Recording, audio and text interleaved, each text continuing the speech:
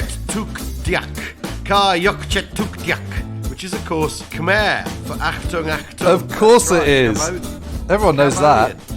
Yeah, and as you know, Khmer is the official language of Cambodia, which suffered a strange war ruled by Vichy France, but occupied by Japan. More of that another time. One of those sort of post-colonial scrambled egg moments. Yes. In the Far East. Anyway, welcome to We Have Ways of Making You Talk with me, Al Murray, and James Holland, who is in... Where are you, James? I am on St Anthony's Head, which is in South Cornwall, near Falmouth. And you're on a writer's retreat, aren't you? Can I call it that? Yeah, sort of. I'm just sort of slightly running out of time for my Sicily book because the deadline is Easter. Right.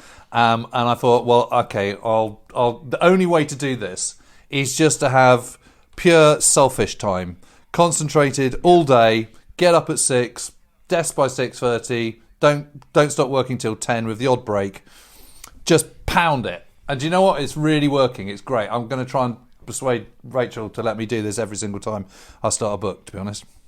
Oh. So way forward. Excellent. Yeah. Excellent. Superb.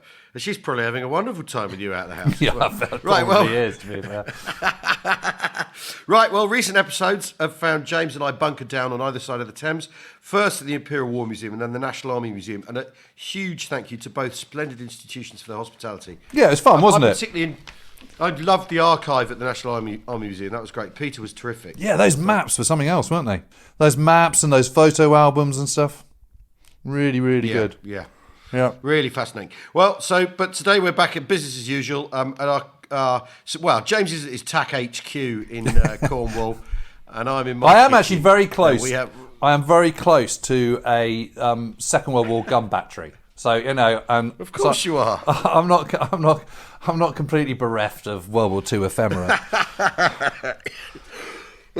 Excuse me. And actually, I must also say about the battery. It's quite interesting because last year I was in Singapore and I was filming at a battery, an old British battery, and there sort of went up this kind of sort of jungly track and sort of trees everywhere, and it's proper thick jungle. And there was this remains of this battery, and I thought, God, I've seen that before. And I suddenly realised it was the gun battery at St Anthony's Head. And of course, they're all built around the same time, end of the 19th century. And of course, exactly. So they'll have gone, put a number 4 here, at the catalogue. Exactly. Here's the builder's manual, off you go. They all look exactly the same. They're all standardised. It's just like, when you see all these sort of colonial barracks and stuff, you can just tell a British one just immediately because they're all exactly the same. It's just interesting. Yeah. Anyway. Yeah. Well, James and I, of course, were joined by Gary Lineker on the pod last week, and this prompted a fascinating missive from JJ Cooper, who is executive editor of Baseball America and a regular listener to We Have Ways. Excellent. How's that happened? Well, that's brilliant, though. Was that because he knows you like cricket, and cricket is like the superior version of baseball? Steady on. Anyway, JJ says, enjoyed the podcast this week, as I always do. Please keep up the great work. I wanted to add an addendum to your piece about English footballers in World War II. One of the most shocking items I've come across in my reading is that German soccer continued not only through the first years of the war, but almost way until the end. They think it's all over. It isn't now. It isn't now. Championships. I did not know this. That they played through 1944, and the 1945 season started. Even though, 1945, Germany is on the really shitty end of the Allied stick at that point, isn't it? I mean, this is when the Reichsbahn's been destroyed, industry's tipped into complete chaos. Yep.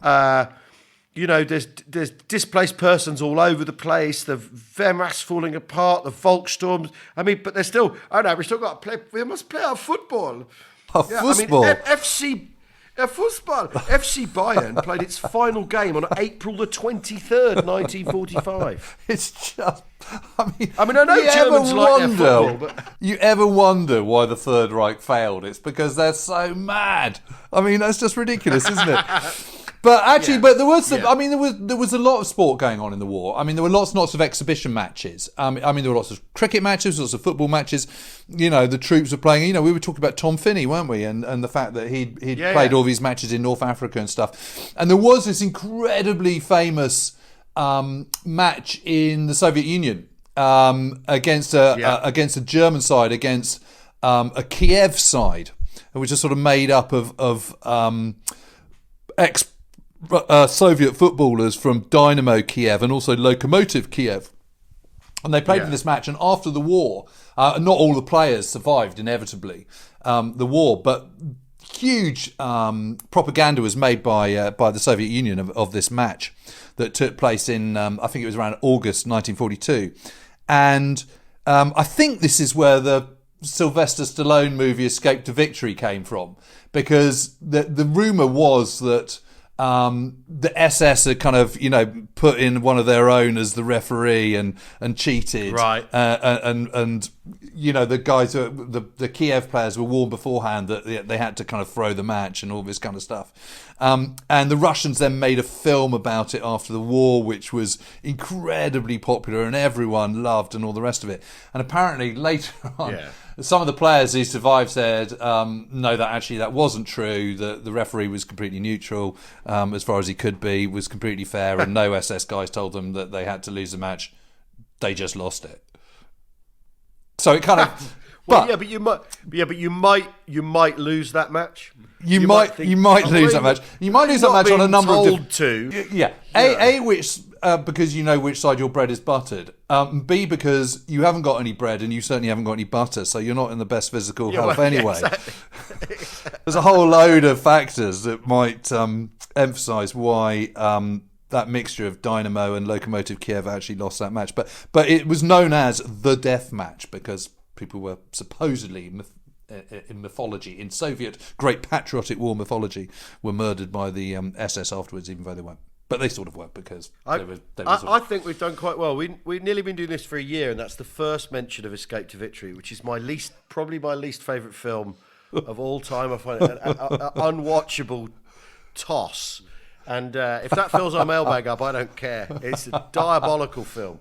I first saw that in my school gymnasium on a screen that was put down from the stage, and we all watched it. And I remember thinking at the time, when I was 9, it was quite good. But then in my 20s, I watched it again, and you're right, it's absolutely... It's pony. It's awful. It's so bad. It's just... let's move on. I just can't... It's just terrible. Sylvester Stallone as a goalkeeper as well. We're not... it's just... Well, and... He's offered the chance to escape, and he goes, "No, I got to play the football match." You think, "No, you escape, you twat." Anyway, so what we thought we'd do is work. We've had loads of questions from our wonderful listeners, and we just want to go through a few of these. We'll try and do these quite quickly. Yeah.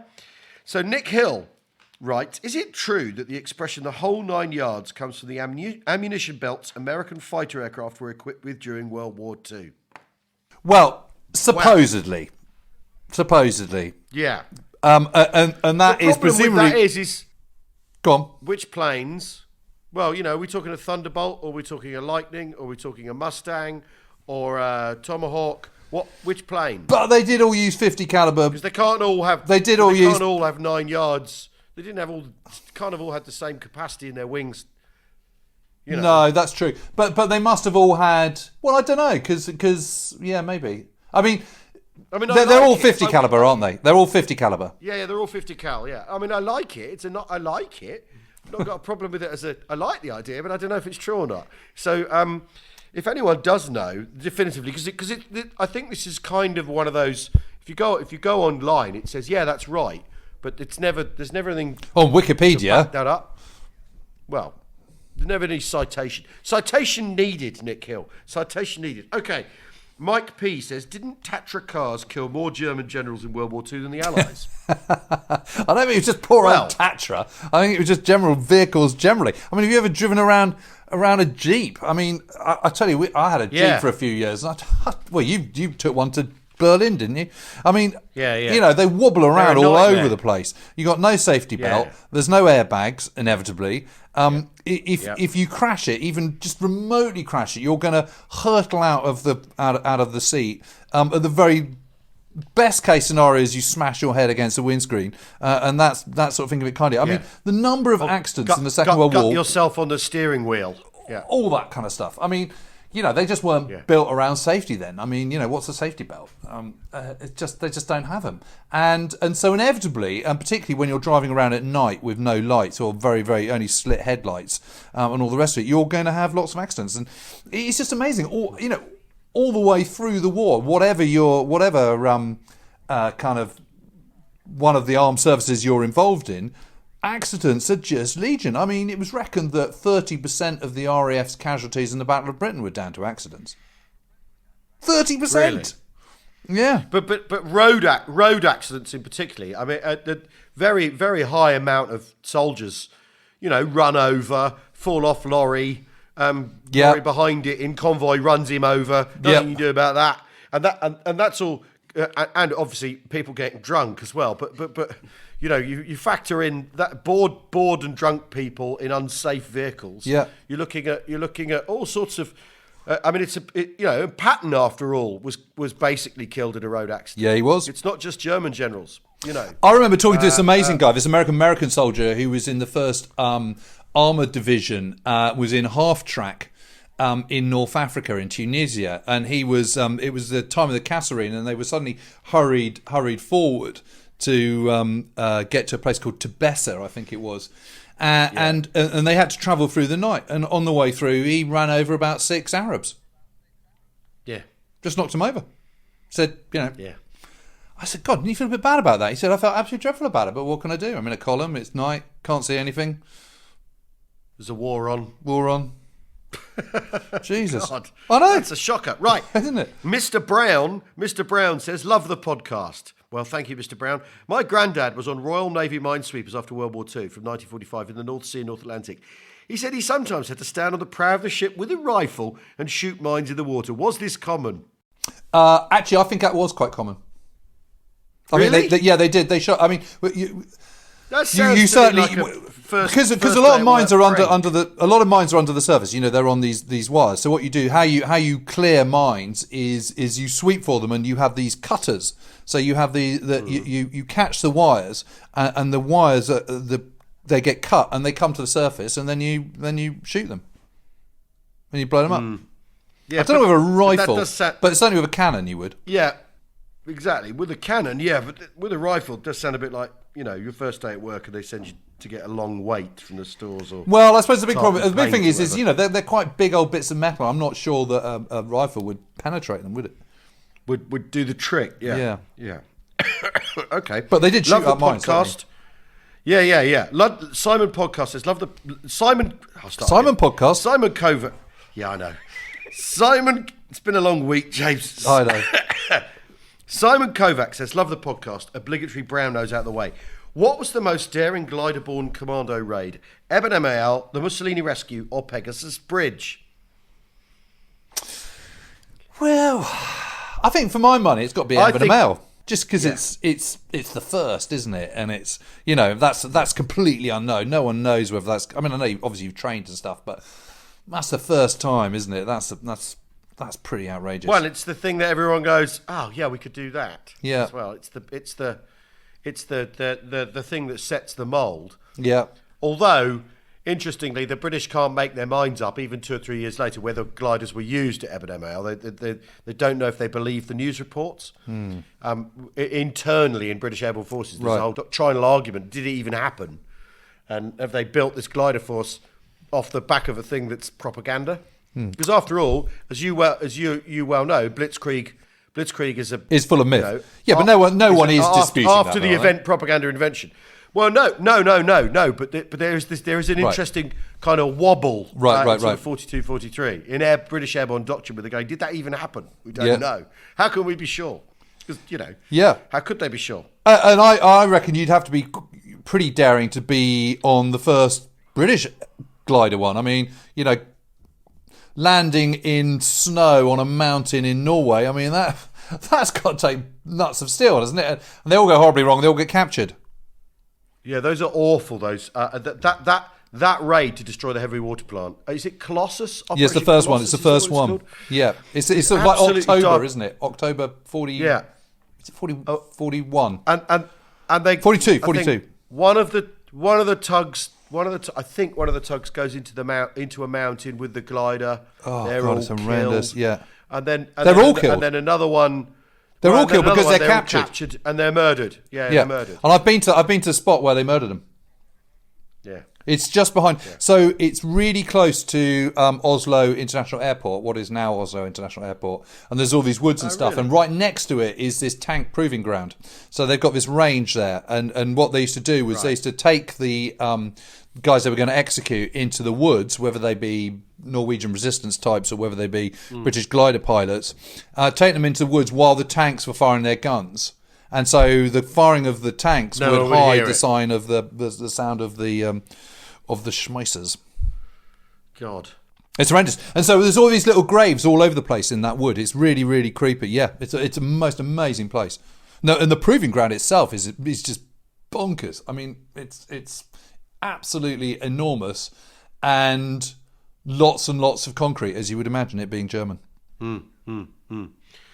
Right. Okay. Our next question comes from Fashion Worked, which is, people call themselves all sorts of stuff on Twitter, don't they? Don't they? Which was the big... You're going to like this one. Go on. Which was the bigger mistake? Gavin not taking the bridge at Nijmegen or the Germans clearing out Longvilly before going to Bastogne, both pivotal in their respective operations? Well, I would argue that the Gavin. Operation Watch on the Rhine never had a slightest chance of succeeding. Was going nowhere. Always going nowhere. They were never going to get to...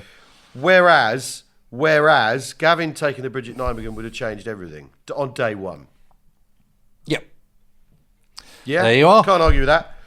Poor old Lovely. Gavin. Right, well, it's time for... Writing about Gavin at the moment, actually. Oh, really? Yeah.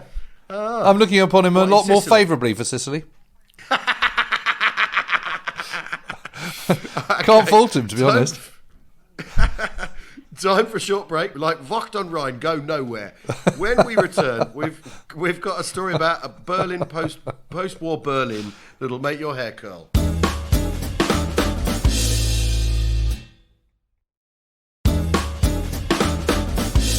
Welcome back. We started a conversation on Twitter using our hashtag WeHaveWays recently about World War II themed pubs, and it went a bit nuts for a few days. So, a quick update. There's the Whitley in Halesowen, the Headley Verity in Leeds, the Glorious Gloucesters in Sloane Street, London. And there's the Dambusters in Scampton, of course, the Pegasus in Aldershot, the Earl of Zetland in North Shields. There's the Admiral Cunningham in Bracknell, the Bailey Bridge in Christchurch, the Montgomery of Alamein in Hampton Magna.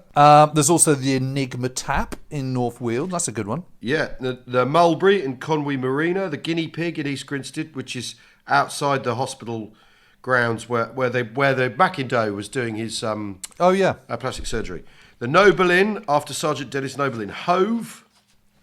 Then there's the Shiny Chef in Lodgemore. Don't really know what that's got to do with anything. The Churchillian in Portsdown Hill. I know that one. I've been there. That's got one of those menus that just goes on and on and on forever, and you can have sort of 20 different types of burger and stuff. It's not my favourite pub, I'm not going to lie, but it's got a great view. The Spitfire in Southampton. The Pilot, opened by Douglas Bader in Dorset. And the Bells of Peover in Cheshire. What's that got? The Bells of Peover? What's that got to do with anything? Well, whoever sent that in, can you explain that for next time, please? Because we're broad-minded and fairly knowledgeable. We have no idea what that is. Anyway, the Bells. I think you are. Right then, a regular listener, children's author Robin Scott Elliott, got in touch after a pod about life in Berlin after the war. Listen to this story. This is a great tale. My granddad was a major in the Argyll and Southern Highlanders after the war, and he was stationed in Berlin. He lived in the house of one of the main Nazis, but I didn't know which one until I heard the podcast and rang my mum to ask. I mean, hello, Mum. Which Nazi... Got a question for you. Yeah, which Nazi mansion did... Anyway, apparently it was one of Goebbels' houses. The family was sent there in the late... Yeah, the family was sent there in the late 40s and given family accommodation in a large house requisitioned by the Brits. It was on the banks of the Havel River and had belonged to Goebbels. She remembers there were lots of Greek and Roman nude statues on the roof, and a huge mural of a Prussian-era battle took up a whole wall in the dining room. My mum was at school in the UK but went to Berlin for school holidays. In either 52 or 53, the German maid's husband came home from a Russian POW camp. Whoa. But the maid was called Annalisa, and my granny and my mum drove her to the train station to meet the train. My mum remembers all these very, very thin men shuffling off the train. The other thing she remembers is ruins everywhere you looked. Well, thanks, Robin. That's fantastic. Because, of course... God, do you know what? I'd love to hear a few more. I'd like to talk to people who were there then. We should get her on. I wonder if she'd come on the show. I mean, that would just be fascinating, wouldn't it? Well, wouldn't it? Wouldn't it? Because because, I mean, after all, that makes... that all those people got sent back from the Gulag, didn't they, in sort of 52, 53. And you've got all the Hitler's crew that were, you know, the people left over in the bunker were all kind of let back into German society and all. I mean, that's a really fascinating time, and like she says, it was all ruined. I mean, the city was still completely bombed out and shattered, wasn't it? Yeah, completely. I'm a bit obsessed with all that kind of immediate post-war period. I think it's so interesting. There's that amazing book by I think it's called Joseph Cannon with a K, called The Good German. Yeah. Which was then made into a not very good film, but the novel is just brilliant. It's so good. Yeah, kind of what Berlin was like in the, you know, around sort of the period of Potsdam, and also because all those sort of terrible decisions that German civilians have to make, those sort of appalling kind of Sophie's choices that they get confronted with. I think it's just absolutely fascinating, and it's really interesting. I mean, if you go around Italy, for example, you can always tell when the typhoon of steel has kind of hurtled through this particular part, because all the towns or villages are just brand new and gopping. I mean, it's a bit like the same with Normandy. You always know where there's been a big battle, because, you know, the church is rebuilt and all the houses aren't very nice. Whereas what's amazing about Germany is how much they rebuilt them in the kind of original form. You know, with the exception of the monastery at Monte Cassino, you know, the towns that were demolished in Italy were kind of sort of rebuilt in kind of sort of 1950s, 1960s style. Whereas a lot of the buildings in Germany were rebuilt as they had been. I suppose the exception of that is probably Berlin, but you know, centre of Düsseldorf again is really nice now. I mean, you know, sort of back to how it was. But yeah, Joseph Goebbels, that's amazing, isn't it? Yeah. I mean, the amazing thing about Goebbels, I always think about Goebbels and about all those Nazi elites is just, you know, how none of them conform to the Aryan ideal of kind of being 6'2" with square jaws and blonde hair and looking sort of like Nordic gods. I mean, none of them do at all, do they? I mean, Hitler's got a big nose, he's got weird tash. You know, it's just amazing. They all look absolutely awful. And I do remember going on to... So, you know, Goering had Asia, which was the name of his train. And Hitler had America. With America, and you know, all the sort of the leading ones all had their own carriages, and you can still see Goebbels' carriage in his set of apartments, and it includes a bath, and it's just horrible because it's really deep but not long, so it's got a little seat in it. So you sit in it, you like squat in it. And you go into this bathroom with all its kind of ornate fixtures and fittings, and then you see this bath, and you just have this really horrible, and I'm really sorry to do this to you, you just have this really horrible image of this little sort of white, horrible figure getting into the bath, and it's just awful. I'd just like to apologise to all of our listeners now, wrestling with the mental image of Goebbels in a bath. Yeah, no, his little sorry. seat. It's not nice. His horrible little Nazi arse on that seat. It's a terrible thing. Yeah, all sort of white and puny and. Yeah, all right, that'll do. Right, we have a question. We have a question. We need to move on from this horrible vision, horrible imagery. Hi, chaps, says Mr. P. Great podcast. Were there any? I reckon there's a one-word answer coming up. Were there any lines of communication between Churchill and Hitler during the war? No. Yeah. That's it. There weren't. No, afraid not. None. Okay. McCaveston. I think that's right. This is a Gallic name, and I don't know how to pronounce it. And so, forgive my ignorance, internet person. Just started listening to your brilliant podcast. Well, wonderful internet person, and wondered if you could shed any light on the crossing of the Garigliano and the units involved. Well, You're Mr. Italy, James. You must know this. Yep. So actually, well, there's two crossings of the Garigliano, and so the infamous crossing of the Rapido by the 36th Texan Division, where the kind of sort of, the rivers of blood and stuff, which I think is what Gary was talking about last week. That actually is a Garigliano. It's not the Rapido. It's called the Rapido. The Rapido flows from the valley to the kind of that goes east from Casino Town and flows into the Garigliano, which then curves down and crosses down and ends up in the Mediterranean Sea. But there was also a crossing further towards the coast. If I remember rightly, by 46th Division, but I may be wrong about that. But I have been there; it's quite interesting. And so they cross on a sort of curve on the river, and it's one of the things where there's hills to the south of you, and then there's a kind of a floodplain. The river curves; it's kind of wooded a little bit, and then looking over it, perched on a kind of promontory, is a village. And you would have thought that is just the most nightmarish crossing point ever, but actually they do get across quite well. And one of the things is that the opposition on the other side is not top draw, and although you don't need to be top draw to kind of man a few machine guns and mortars, they do manage to get across, and they actually hold that bridgehead. So they have that bridgehead all the way through. What are we talking? Boats, ducks? They're going over a little. Yeah, they're going up. Yep. So they have these little assault boats. They have these assault boats. They bring them over under cover of darkness. They clamber down. I mean, one of the things is that when you go to the Garigliano further up, the Rapido where the Texans cross, it's not terribly wide. It's probably no more than 10 to 15 yards wide. But the cliffs, the size of the river are quite steep. And what you do have either side again is you have this little floodplain. And then a little bit back from the floodplain, maybe kind of, I'm trying to remember, it's been a few years since I've been there, maybe kind of 100 yards, 150 yards away is another little rise. And of course, that's where your MGs are. And it's, you can just see why you'd get cut to pieces, because you just, as you're trying to get out of the bank, you're just going to get cut to shreds, and that's the problem. But the Texans, again, they're quite comparatively new to combat. They haven't done this kind of operation before. They don't have the fire support that they don't use the fire support they've been given. So they've been given a tank battalion to help neutralise and keep the heads low, and they don't employ them. And that is, again, I don't want to keep jumping to the defence of Mark Clark. That's not Mark Clark's fault. That's the divisional commander's fault. It's much more complicated than just Clark sent them to their deaths because he was a mad bastard. I mean, there's a whole host of reasons why the Texans river crossing on the Rapido didn't work, and the one further south, the British one further south, did. Right. Okay.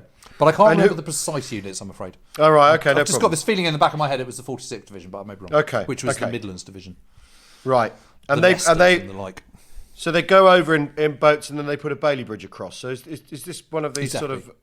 Is this one of these building a Bailey Bridge under enemy fire events? Yeah. So you've got mountains, and so what you do is you've got to get onto the first knobs of hills and this strong point village, and you've got to get onto there and push the Germans back so that they're on the next row of mountains, if you see what I mean, to secure that particular bridge, to make sure that bridgehead is secured. It's a fascinating part of Italy. It really is, and it does sort of that whole crossing of the Garigliano also reminds you, I think, that that it isn't just Monte Cassino that's where the fighting's going on there, and actually for Operation Diadem, which is Alexander's big offensive to take Rome, which is launched, if I remember rightly, on the 11th of May 1944. 8th Army are pulled out of that stretch and swapped with US 2 Corps that's been operating throughout and also was operating in Tunisia in North Africa, with the FEC, the French Expeditionary Corps, who were also moved from east of Cassino. They're swapped, so they're brought into the fold of US 5th Army, and 8th Army is brought in. And 8th Army is controlling, is front line is the actual Highway 1, the Via Casalina, and the River Liri, which runs up it. And then on the left-hand side, the western side, you've got FEC, the French, with the Gumias and their Moroccan and Algerian mountain troops. Then you've got US 2 Corps. And so it's a really big old line to cram two armies side by side along there. But obviously it works incredibly well. Yeah. Although not as immediately planned.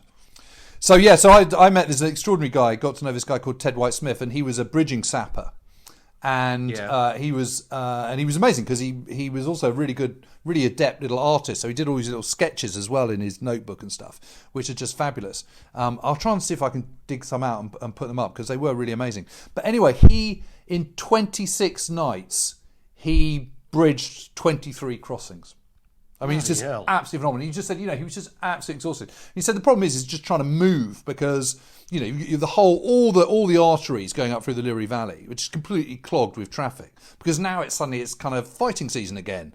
So the Allies can build, can operate at their strengths, which is using, steel, not flesh, and using all their machinery and all the rest of it. But the problem is you've got all these narrow little lanes and roads, most of which they're kind of metal, but they're kind of what the Italians call strada bianca. They're kind of these just white stone roads rather than tarmac. And he said it's just absolute carnage. And, you've got to kind of rush forward with your bridging kit, which is not small. It's on the back of a lorry. And you've got to sort of get in front of everyone. And he said, invariably what you would have to do is the road would go to the bridge, which had been blown up. So you then have to create a path sort of parallel, veering off the main road, usually going down a ditch, get to the edge of the river, then do the bridge, very often under fire, mortars coming down, flares going up in the air and everything. I mean, just absolute mayhem.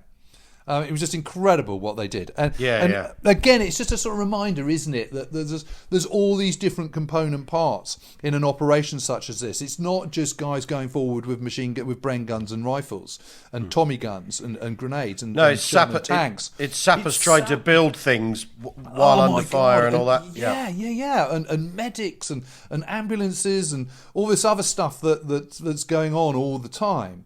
It's such a complex thing, and there's so many different moving parts that have all got to work. Is it any wonder that sometimes the Allies get clogged down? Yeah. And then you're coming up against mines and booby traps and Devil's Gardens and all this kind of stuff. I mean, you really can start to understand, I think, why these advances take so long and why it's just not so easy to just charge hell for leather like the Red Army do, where they just don't care about the lives of their men. Yeah. In quite the same way. Right. Well, this has all been great stuff. We need to let James get back to his writing now, though, don't we, James? We do. This book I've got chapters to do. I've got air power today. This book on Sicily will not write itself. Do keep on getting in touch either by Twitter using the hashtag WeHaveWays.